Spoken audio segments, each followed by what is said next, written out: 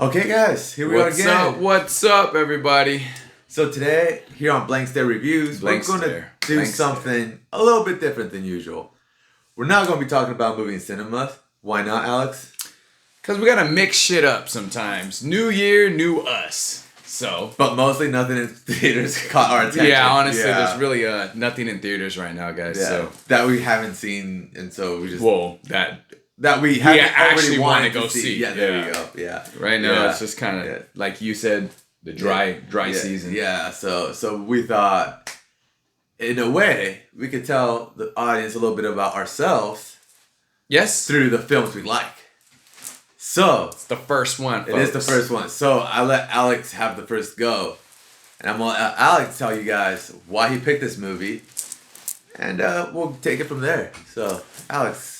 So the movie that I picked is Dick Tracy, 1990. 1990, a classic. The reason why I picked this movie is because this is the very first movie that young little tiny Alex, 5-year-old Alex at the time, seen in a movie theater.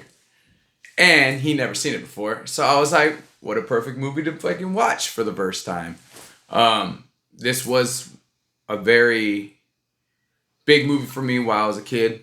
You know what I mean? It helped me shape my way into loving comic books and all that good stuff about, that era. And because I was going to say, you're somebody who likes their old school stuff. I do like my old school stuff. Yeah, you're a big fan of that, of the stuff that, like, when everyone's looking to see what's new, what's coming up. I'm looking at the past and seeing what's good in the past. But what came before? I grew up with, I was the youngest, so I got to have older brothers and sisters that kind of let me watch all kinds of crazy movies as a kid. So I got to enjoy my youth, but watched a lot of other movies that most kids my age wouldn't even watch because, What he's trying to say is while the rest of us are watching Disney Channel, I was watching cool shit. Yeah, there you go. He's that one kid in school whose parents let them watch whatever I wanted. I had no restrictions. Yeah. I got to see boobies before it was even like, I knew what they were, all right? Yeah. And so, I don't know. I grew up on a different time. So, it was a different time for the younger audience. And this is back when, you used to do whatever you wanted as a kid, kind of, pretty much. As long as you checked in every once in a while, your parents were fine with it. That is true. Yeah. A different era, different time. It was cool, though. Before the internet, before phones, before people can get a hold of you. Way before those times. Yeah, it's funny because when we're watching this movie, I was like, a lot of this movie could have been solved instantly if people had cell phones. But all the old school movies. But yeah, if everyone just had a cell phone. But it gives you the suspense. It does. It's cool. Yeah, it's not like nowadays where you have to watch a horror movies and you have to find up an excuse for why they don't have their cell phones on them. Yeah, but So, for his first time around, what did you think about this movie that I picked? This is a movie I've heard about before. I've heard a lot of people talk about this in a really positive way because I look for people who like similar interests that I have, and they've all told me like very positive things about this movie. Not a lot of people I know have seen this though, but they all did tell me very positive things, and it was always on the list, like in the back of my mind, like I'll eventually get to it. Yeah, I'll eventually get to it. Right. And nobody told me what it was about. I had no idea what it was about. Right. I just knew it was an older movie, yellow trench coat. He's a cop. And the hat. Yeah, and he had the Apple Watch before anybody else had it. Yeah. Well, the power. I know. But anyway. Right. But what were my thoughts? Well, 3 things stood out to me. Okay. First one. All positives. Okay. I only have one negative about the whole movie. Okay. And that was nitpicking. Yeah, he was doing a little bit of Alex right there. Yeah, I was nitpicking the end. But there's just one specific thing. Anyway, positive number 1. Positive number 1. This it is very comic book brought to live action. It really is. It has that similar taste to Sin City, but with color. Yeah, with color. That's what drew me as a kid. Oh, okay, yeah. Seeing very colorful movies. Very colorful. The colors stand out, and I don't know. For me, costumes, and even the characters' faces, the makeup and prosthetics, the music, even like the Danny Elfman. I was watching this and you kept telling me like, dude, there's a lot that you're gonna like it's gonna remind you of Batman. Yeah. And then the music comes on. I'm like, dude, that sounds all familiar. I'm like, is it Danny Elfman? I'm like, I gotta Google this. It sounds a lot like Batman So Returns. we had to pause. We had to pause it. And he had to look it up a little bit. Yeah. And it's Danny Elfman composes the score. And has he ever done anything bad? Ever? No. No. So it was very good. I love his score. Just he can take the most simple scene of a car driving up and pulling up to a warehouse. It feels exciting. Yeah. His music's playing. And it just feels more exciting than just somebody just a normal car ride. All of a sudden, it's a cool car. Yeah, and then the music keeps building, and you're like, when it's just a normal car ride, now you're waiting for something. Yeah, and you're like, cool. all right, what's gonna happen? Exactly. What's like, gonna where happen? are we going? Like, there's something going on at this location, right? And that was cool. Number 2 thing that I really liked about this movie is, and I kind of touched on it, is you touched on it, whatever, the costumes and prosthetics. On the face, the makeup, it was good. It was very good. It was for that time. I mean, it's Al Pacino. Had a hunchback and everything. Crooked shoulder. Yeah, everyone's faces is very unique. You could tell like the villains were the villains. Like you know who the villains are in this movie. Yeah, you do. Ish. Well, yeah, because there's a twist at the end. But yeah, the makeup was awesome. I actually thought they did a really good job with that, and it's a lot like I'm gonna keep going back to Sin City. Well, yeah, but it's a lot like Sin City where they have the prosthetics on their face, and it makes it look really visually interesting. Mm-hmm. It kind of makes you just want to stare at the makeup and appreciate it. Well, especially watching this again. It's like, whoa, I noticed a lot of things that when you're younger, you don't really catch this stuff, or you're just more caught up in the actual movie itself. But, like now I look at it and I start looking at the colors, and then I actually looking at the face and everything else. I'm like, damn, for that time, they did a really good job. Really outstanding job. Yeah. So kudos to the makeup artist and all that, the people that did all that. And they pulled that from the comic books from 1930s. Well, yeah, And that's what... And they stuck true to the actual comic book itself. And I haven't read those comics, but like I was pausing constantly to see like, is this from the comics? Is this why they did this? Was that? Maybe it'll spark your interest to pick one up now. Also, number 3. Madonna. Fire. Oh man! In this movie, she is fire. Wow. I mean, Madonna's attractive, but I never thought of her like, I was just like, yeah, she's attractive, whatever. Like, I don't care. Material girl. Yeah, but in this movie, I was like, wow. Had I seen this when I was younger, I think that would have been my first crush. His little heart would have been beat. My first crush was Nicole Kidman in the very first movie I ever saw in theaters with Batman Forever.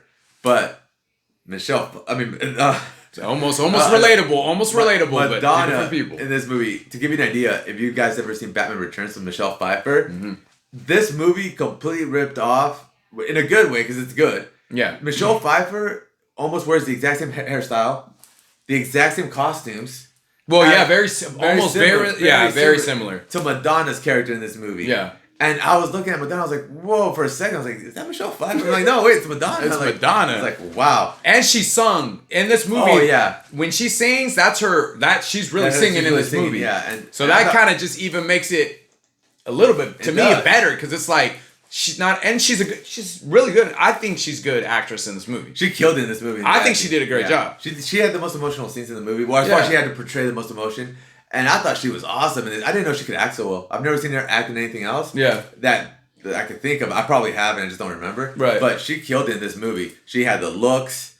10 out of 10 on that. She played the part. She had the voice. Mm-hmm. And she carried herself really well. She's a character that's all about sex appeal, but there's more to her character than that. Yeah. But she kind of just shows you what you want to see. Exactly. Because she knows what you want. So that's what she shows. Yeah, and Madonna, third best thing in this movie. Depending on who you ask. Might be number one. I don't know. Yeah, so Alex, what were some of the things that you loved about this movie? It was my first movie I seen, and my older sister took me to go see this in the theater. Shout out to my sister, Susan. And it was cool, man. Like I said, as a little kid, there's action in it and all these colors and like all these like weird looking people with their faces and stuff. And there's a kid in there that, when you're little, you can relate to that. So you're like, oh, that's cool. There's a little kid in here that's actually part of the movie. Like, he's not Yeah. just a little kid in the movie. He's actually like his sidekick. Like, Yeah, and he plays a very crucial role. He saves them like multiple times in this movie. If it wasn't for this kid, who's named the Kid until later, Dick Tracy would have been dead multiple times. Well, because the comic books came first, so this character came before Dick Grayson. Yeah. Robin. Yeah. Maybe that's why they named him Dick Grayson. Okay, I'm having an epiphany here. Okay, so that's what I told you. A lot of this is gonna. Once you watch this, it does, doesn't it? And some feels a lot like Batman in so many ways. And even the city kind of reminds you of Gotham City. It's back in the days. It's also, I thought that was beautiful. They use a lot of matte paintings for the for the city landscape in the background. This movie, for what it was in the 90s, was ahead of its time. Yeah. I think it was ahead of its time. They really pushed that out, and to do the comic book feel the way they did it, nobody's ever done that before. I mean, during this time, other than but actually stuck true to try to really do it well. They did, and I think they executed well. Yeah, I do too. But so other than Batman, because Batman came out a year before. Yeah, Batman came out a year before this. Right. 1989 Batman. Yeah. And Warren Beatty, who's the director of this movie, also plays Dick Tracy, and in this movie he finds a street rat, a kid, right? A kid, the orphan kid. He's got nowhere to go. He's out there hustling. Yeah, he's pickpocketing, doing whatever he can to survive, like a little kid, like a normal kid would, an orphan kid from the streets. Dick Tracy takes him in, and the kid immediately starts to fall, like look up to Dick Tracy, and wants to help Dick Tracy find justice and help him fight crime and do his part, and he's very excited about it. He's like, "Let's go, Dick. Let's go.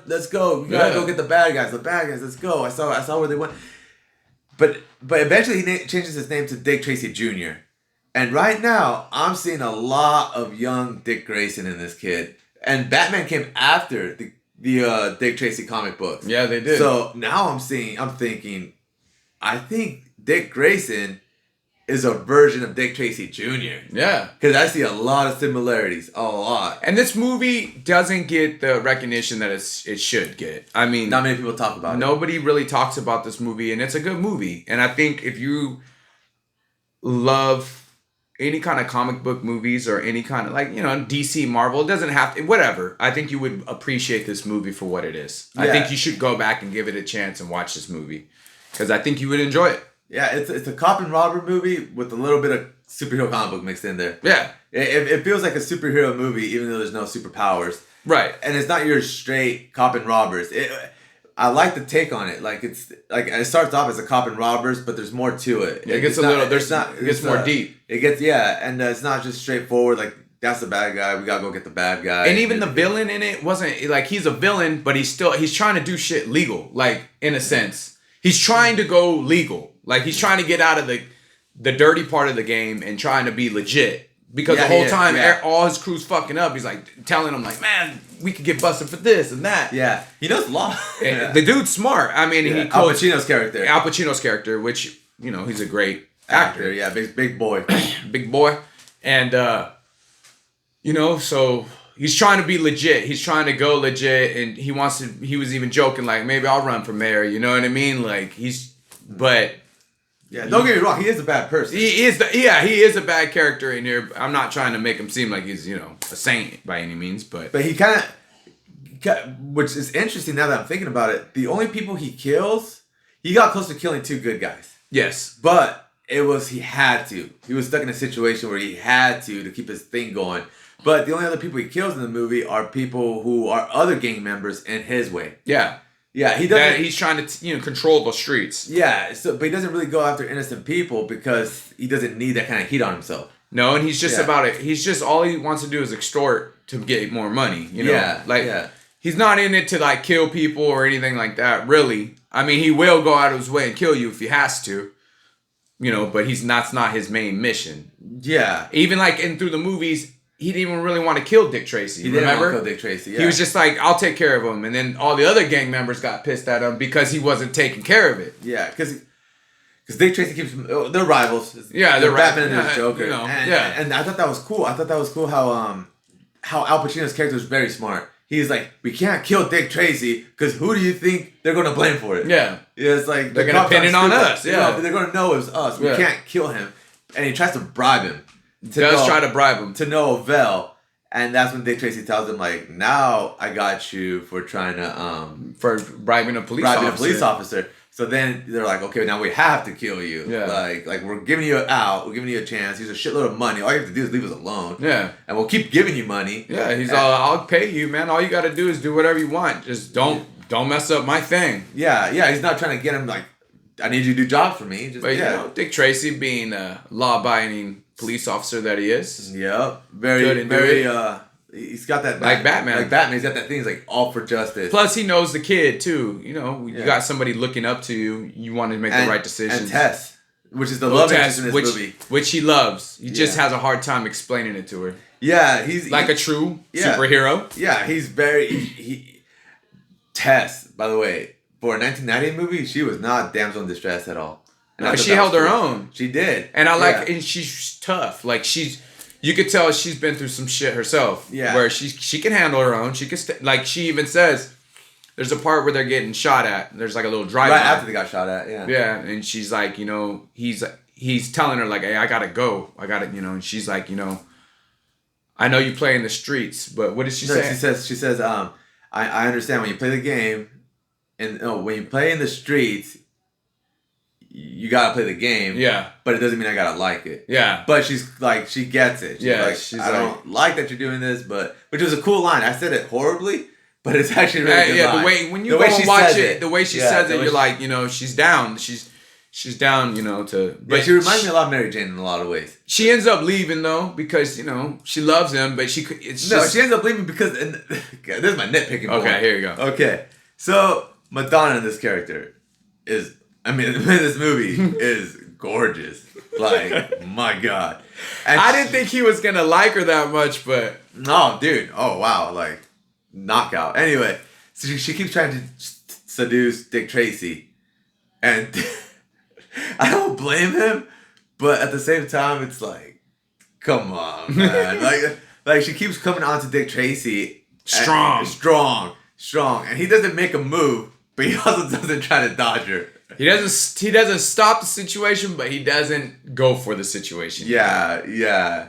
You know, there's a part where she gives him a kiss, and he's just kind of like, what? Like he just stands there. He just stands there while she's like kissing him. But I think it's the whole point is to show her like, you know, I don't see you on that level. Like I'm trying to protect you, I'm trying to help you, but I don't see you. You're not my love of my life. Because he even says to her like, I love Trish. Like he loves Tess. Tess. And Tess walked in on them. And she saw him kissing. Tess was cool. She didn't throw a whole fit, a whole drama. She's like, you know what? She did cry, but not in front of him. Not in front of him or anybody. She's a strong character. She is a strong character. She's like, you know what? I'm leaving. Like, you know what I mean? Yeah.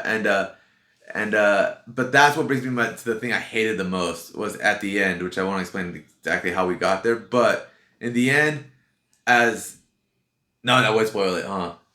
Spoil it. Yeah, I mean, if you haven't seen this movie, you had a long time to see it, but okay, so this is where the twist is there's another mysterious character who has no face at all. And at first this character tries to help out Al Pacino's character, Big Boy, and it's like, hey, I could get you Dick Tracy. I could deliver him to you. Yeah. And this and that. And at first Big Boy doesn't want to. He's like, no, man. Like, I don't need help. Yeah, like, exactly. You know, he has all his crew, and his crews, they're pretty competent. Especially I think what's his name, Babyface or whatever. No, what's his name? No, not Little. Shoulders. I forgot his name. Doesn't matter. We'll get back to it. Is it Littleface? No. Littleface was the big guy who with a big ass head and had a little face. He got killed in the beginning. Flat Top. It was Flat Top. Yeah. So Flat Top. And I liked him as a character. He plays that gritty, like, his right hand man. Like, whatever you say, we'll do it. Yeah. He doesn't give a shit. And then Dustin Hoffman, you got, what, Mumbles? Yeah. It's pretty cool. Yeah. And, so eventually Big Boy needs this mysterious character to help him, No Face. And And so you're like, okay, there's another like bad guy, whatever. You know, at this time I'm kind of thinking like that's gonna be like the big boss, like gonna overtake. But anyway, but then this character No Face starts playing both sides, and then starts giving help to Dick Tracy. Yeah. And it keeps going back and forth, and you don't know who this is. And I thought that was kind of cool that they were playing both sides. It kind of threw a twist into the cops and robbers storyline. Yeah, and that was cool. But at the end, it turns out that it was Madonna with the mask the whole time. And what a way to play it though, because she knew Dick Tracy and she knew Big Boy. Yeah. So she knew how to play both of them, and she knew exactly where it would hurt the most on how to play them. Yeah, because she knew both their weaknesses. And because of her voice, she disguised her voice very well. Yeah, she decided. Yeah, because she's a singer and everything, so she knew how to hide her voice. And but she ends up getting shot by Big Boy, and as she's dying, she goes to give a kiss to Dick Tracy, and this is like the very end. And this may be nitpicking, but I feel they shouldn't have kissed, because I really like Tess, and it kind of felt like a dirty move to me. Like I know I got hung up on it. He did get a little hung up on it, but I get it because it bothered him a little bit. And for me, I like that for the fact that for her, she wanted Dick Tracy, and that was the only thing she was ever gonna get out of him. Was that kiss. And because I hear you, but for me it was like that's all you're gonna get. You're dying. You're dead now. It's like that's all you're gonna get because he actually loves his woman. But he keeps saying she loves him, but he never tries to move out of the way of a kiss. That's true. And that just it's nitpicky as hell, but that kind of bothered me. It bothered him. I was like, man, I wish. Ashley was going up to kiss, and they got really close. She would have died, so they never got to kiss. Because I was like, all right, cool, you know. Like, and by the way, this is a Disney. This was produced by Disney. This is a Disney movie, and you see Madonna's nipples in it. Yeah, I was like, whoa, and I forgot about all this too myself, and I was just like, wow, like this is when Disney was actually pretty cool in my book. Yeah. This is when Disney was cool, because now Disney owns everything, and it's like you guys are just it's too kidsy, and I get it, but it's too. Us adults need a little adult stuff too. Come on. But it was fun. That was one of the funniest parts of the movie. So Madonna's a dancer for this club, right? A lot like Carmen Diaz in The Mask. Well, she was always a singer, and then she was a singer for Lips in the beginning. Who was the main mobster? He was the main mobster, but he got taken out by Big Boy. By Big Boy, right? Big Boy moved his muscle, and took him out. And took over his business. Took over everything. I mean, whatever it was his, and even Madonna, he took her. Yeah, Madonna. You're with me now. That's what he basically says. You're mine. Yeah, and after they kill Big Boy, she's changing in her room, but she has like a sheer lingerie, basic lingerie, underwear and a see-through robe. Yeah, completely see-through. Anyway, I mean, it's in the dark, but I mean, you can see it. Yeah. Anyway, so you know it's there. So she's in there, and Dick Tracy walks in on her and everything, and she's like, "It's like, aren't you sad about lips?" And she's like, "I'm wearing black underwear." I was like, oh damn, I like that. Cold as ice. Yeah, I was like, damn, I like that. I like Madonna in this movie. So both female characters in this movie were actually very cool, very strong, very like held their own and everything. I like what what's Trish? Tess? Tess, yeah. Tess's mom, she goes, when she leaves Dick Tracy, this is skipping a little forward. We're all over the place. Yeah, but you should have seen this movie already. Yeah. And so when she sees her mom was basically saying, like, you know, you need a guy that can sit at a desk and da-da-da-da, like basically telling her everything that, you know, her mom feels that she needs. And then in Tess, I feel like she's like, nah, like, I got what I want. Like, I know I want him. And how he comes. Like, that's what made her fall in love with him, is that he's willing to put himself out there for the better good of everybody. And, you know, he's taking in this kid right now. You know what I mean? He's taking on this. He adopts him. He adopts this kid, and, like, took him under his wing. Yeah, and didn't even bat an eye about it. No. Just was like, nah, like, you know, the whole time he's saying, you know, you got to kind of go to the orphanage. But, you know, I knew in my back of my head, you ain't going to get rid of this kid. Yeah. Because he's starting to have a little soft spot for him. Yeah.